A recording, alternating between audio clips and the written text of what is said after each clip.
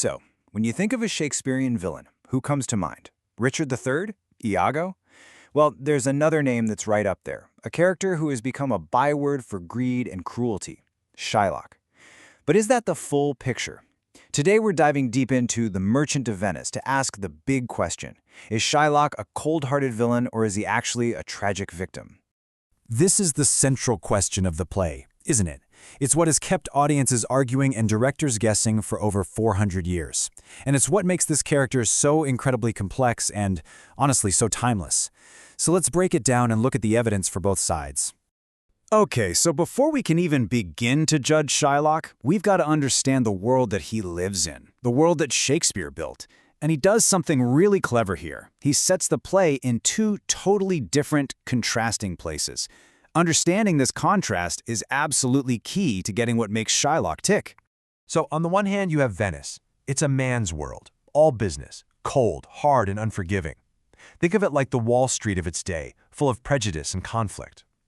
Then you have Belmont. This place is like a fairy tale. It's romantic, it's wealthy, full of music and love. Shylock belongs to Venice. His entire story is trapped within this harsh, brutal environment. All right, let's start with the case for the prosecution. Why do so many people see Shylock as an absolute monster? Let's look at the evidence that paints him as a straight-up villain. Now this line is huge. It's from a soliloquy, which is basically Shakespeare's way of letting us hear a character's inner thoughts, their true feelings. And what does Shylock tell us? He admits his hatred for the merchant Antonio isn't just business, it's personal. It's an ancient grudge. This tells us his plan for revenge isn't a spur-of-the-moment thing. It's calculated. It's been brewing for a long time. And you see, his motives are really specific. He hates Antonio for messing with his business, for mocking him publicly. As an outcast in society, Shylock has no real power. So what does he do? He turns to the one thing he thinks can't be bent, the law. This bond, this horrifying pound of flesh, is his one and only shot to get some power over the man who has tormented him for years. And then this happens.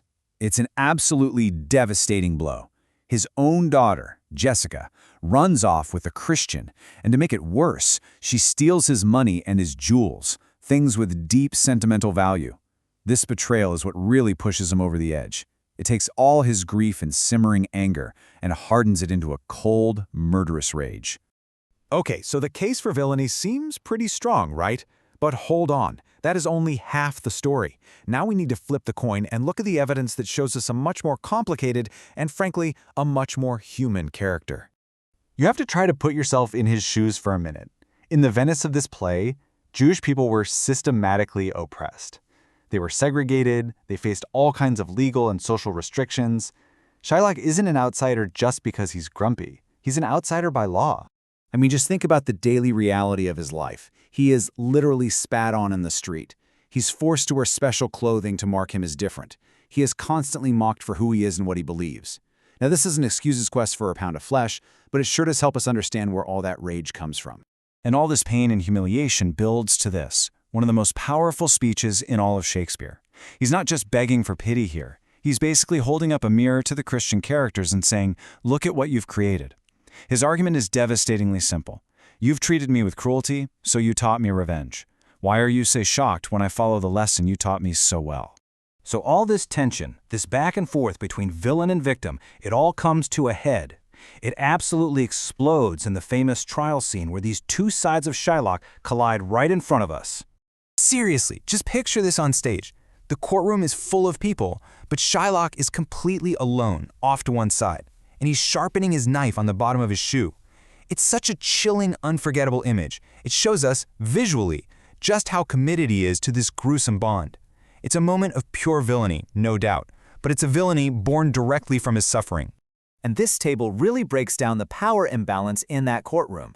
You have Shylock, the ultimate outsider, who clings to the literal words on the page, the letter of the law. It's all he has. And then you have Portia, a wealthy insider, who has the power and the privilege to interpret the law, to bend its meaning to get what she wants. Let's be honest, it's a rigged game from the start. Over and over, Shylock asks, is it so nominated in the bond? He's obsessed with what the contract literally says. And Portia plays along, right up until she springs the trap. She uses his own rigid logic against him. Sure, you can have the flesh, but not one drop of blood. And what's so ironic is that Portia gives this beautiful, famous speech about mercy, but when she wins, she shows Shylock absolutely zero mercy.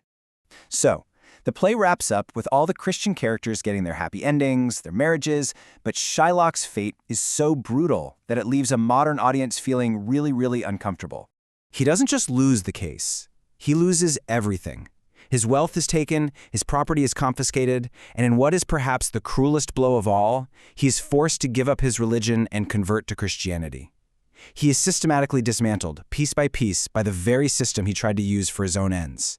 It's a punishment so harsh it's hard to stomach, and it makes it nearly impossible to call this play a simple comedy.